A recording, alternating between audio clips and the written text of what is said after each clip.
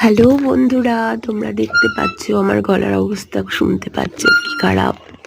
তাই নিয়েই বলছি, আমার অ্যাপার্টমেন্টে, রাজারহাটে যে অ্যাপার্টমেন্ট আছে সেই অ্যাপার্টমেন্টের গার্ডেনে দোলনায় বসে দুলছে। আমার দোলনায় বসতে ভীষণ ভালো লাগে। আর বেশি কিছু বলতে পারছি না, খুব কাশি আসছে। Bye, good night.